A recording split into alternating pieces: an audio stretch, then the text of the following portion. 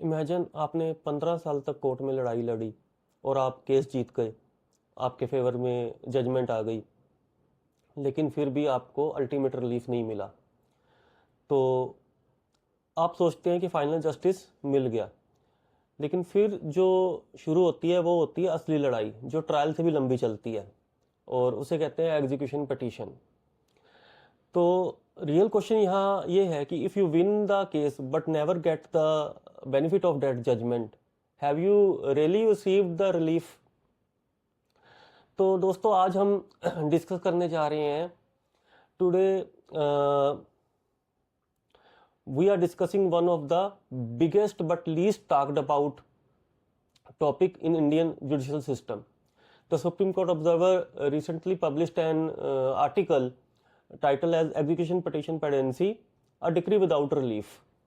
लाखों लोग केस जीतते हैं इंडिया में, और लेकिन उन अभी तक भी उन लोगों को रिलीफ नहीं मिला, बिकॉज एग्जीक्यूशन प्रोसीडिंग्स कोर्ट में स्टक है। तो दोस्तों, पहले समझते हैं कि एग्जीक्यूशन पिटीशन क्या है, एग्जीक्यूशन प्रोसीडिंग्स होती क्या है। सपोज कोर्ट ने आपके फेवर में ऑर्डर किया कि डिफेंडेंट को मनी पे करनी पड़ेगी, प्रॉपर्टी का पोजेशन देना पड़ेगा दूसरी पार्टी को, या सेल डीड एग्जीक्यूट करनी पड़ेगी, या कोई कॉन्ट्रैक्चुअल ऑब्लिगेशन को परफॉर्म करना पड़ेगा। और जब जो ऑपोजिट पार्टी जो ये केस आ रही है वो अगर ये परफॉर्म नहीं करती, तो एग्जीक्यूशन पिटीशन फाइल करनी पड़ती है कोर्ट में, जो आपकी जजमेंट है उसको कंप्लाई करने के लिए। ठीक है, तो यही एग्जीक्यूशन पिटीशंस कोर्ट में स्टक हो जाती हैं, और जितना ट्रायल पे टाइम, जैसे मैंने पहले भी कहा, जितना ट्रायल पे टाइम नहीं लगता उतना टाइम एग्जीक्यूशन पिटीशंस पे लग जाता है। अब आते हैं कि एग्जीक्यूशन पिटीशन का पर्पस क्या है। To convert the court judgement into real world relief, because a judgement on paper means nothing until it is actually enforced।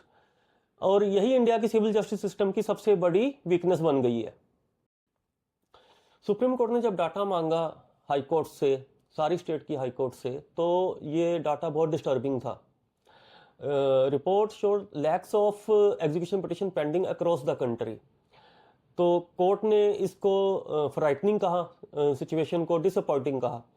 More than 10 lakh execution petition were reporting pending in district courts, and 8 lakh out of 10 lakh are more than 6 month old। तो 6 महीने से ऊपर case जीते हुए हो चुका है लोगों को, लेकिन उनकी जो डिक्री है वो एग्जीक्यूट नहीं हो पाई। सुप्रीम कोर्ट ने प्रपोज किया था कि establishment of district execution cells, और उन्होंने ये कंसर्न भी शो किया कि गवर्नमेंट अभी तक जो कमर्शियल कोर्ट्स रूल 2021 के थे उनको नोटिफाई नहीं किया गवर्नमेंट ने। और सुप्रीम कोर्ट ने यह भी कहा कि अगर सेंट्रल गवर्नमेंट इंक्लाइंड नहीं है इनको नोटिफाई करने के लिए रूल्स को, तो सुप्रीम कोर्ट हाई कोर्ट्स को ये पावर दे सकती है आर्टिकल 227 के अंडर, जो कि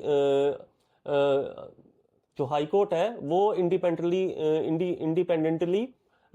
अपना जो ये एग्जीक्यूशन सेल्स है इनको फॉर्म करेगी। सवाल उठता है कि डिले होता क्यों है। रीज़न है इसके, बहुत से रीज़न है। नंबर 1, लाइक डिले टैक्टिक्स जो है पार्टीज यूज़ करती हैं, जो केस आ रही हैं वो डिले टैक्टिक्स यूज़ करती हैं। Judgement debtors procedural objections raise कर देते हैं, न्यू एप्लीकेशंस फाइल कर देते हैं, फ्रेश ऑब्जेक्शंस फाइल कर देते हैं। दूसरे ऑब्जेक्शन जब रिजेक्ट होते हैं तो दूसरे फ्रेश ऑब्जेक्शन, टेक्निकल चैलेंजेस कुछ होती हैं कोर्ट्स की कानून के हिसाब से, रिपीटेड एडजमेंट्स ले लेते हैं वकील। तो ये मैटर कोर्ट्स में अड़े रहते हैं। और दूसरा कारण ये भी है कि जो थर्ड पार्टीज हैं कई बार वो इन्वॉल्व हो जाती हैं मैटर्स में, वो उनका जो इंटरेस्ट होता है वो इफेक्ट हो रहा होता है, और कई बार जानबूझ के भी थर्ड पार्टीज को इन्वॉल्व कर लिया जाता है इसको डिले करने के लिए। तो सुप्रीम कोर्ट ने भी ये रिपीटेडली हेल्ड किया है कि people purchasing property during litigation can not obstruct the execution of the decree. तो सुप्रीम कोर्ट के टाइम पे टाइम ये डायरेक्शंस आती रहती हैं, लेकिन फिर भी लाखों के हिसाब से एग्जीक्यूशन सिविल केसेस में पेंडिंग है आज की डेट में भी।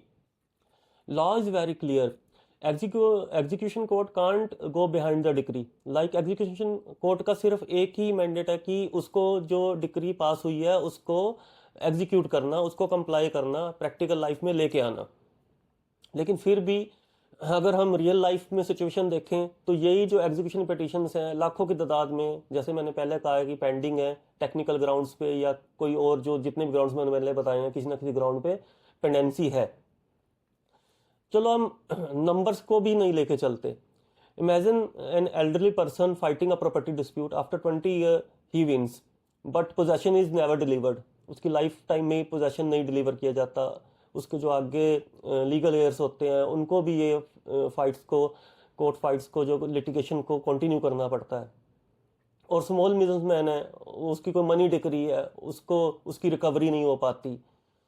तो ऐसे कई केस हैं जिसको मैं एग्जांपल दे सकता हूँ। कोई मान लो फैमिली ने कोई एंसेस्ट्रल प्रॉपर्टी का कोई केस है और आप केस जीत गए हैं, उसकी आपको पोजेशन नहीं मिल पाता, जजमेंट एग्जिस्ट करती हैं लेकिन जस्टिस नहीं मिलता।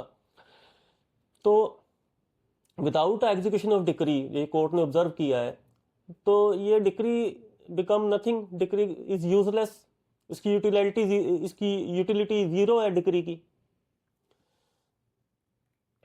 तो आगे हम देखते हैं कि सुप्रीम कोर्ट ने, जैसा कि मैंने पहले भी कहा है कि सुप्रीम कोर्ट ने हाई कोर्ट्स को भी डायरेक्शन दी है और एडिशनल सॉलिसिटर जनरल इंडिया को भी डायरेक्शन दी है ताकि वो जो कंसर्न्ड डिपार्टमेंट है, सेंट्रल यूनियन ऑफ इंडिया का डिपार्टमेंट है, वहाँ से अपना उनसे डिस्कशन करके जो ये कमर्शियल कोर्ट रूल्स 2021 है उनको एप्लीकेबल करवाए, उनकी उसको नोटिफाइड करवाए ताकि जो ये डिस्ट्रिक्ट सेल्स हैं ये बन सकें। जो डिस्ट्रिक्ट सेल्स में एक तरह की कोई कमेटी बनेगी जिसमें जो एग्जीक्यूशन की जो मैटर्स हैं वो डील करेंगे उसमें। और ये भी डायरेक्शन है कि जो एग्जीक्यूशन पिटिशन है वो 6 महीने के अंदर अंदर उसको कंप्लीट करना जरूरी है, एग्जीक्यूशन प्रोसीडिंग्स को। अगर ये नहीं होती तो कमेटी का जो प्रिजाइडिंग ऑफिसर है उसको इस डिले का जवाब देना पड़ेगा। तो सुप्रीम कोर्ट अकाउंटेबल कर रही है। अब देखते हैं कि आगे क्या होता है, क्योंकि जो फंडामेंटल क्वेश्चन ये है कि if you one the case and decree is issued in favour of you but you couldn't get the relief, so what's the value of that decree, justice not delivered. तो यही question supreme Court ने raise किया है। आप क्या सोचते हैं इसके बारे में? क्या ये आपको ये लीगल एनालिसिस अच्छा लगा? अगर अच्छा लगा तो मेरे चैनल को सब्सक्राइब कीजिए, इस वीडियो को लाइक कीजिए और मैं मिलता हूँ किसी और नए टॉपिक के साथ। बहुत बहुत धन्यवाद।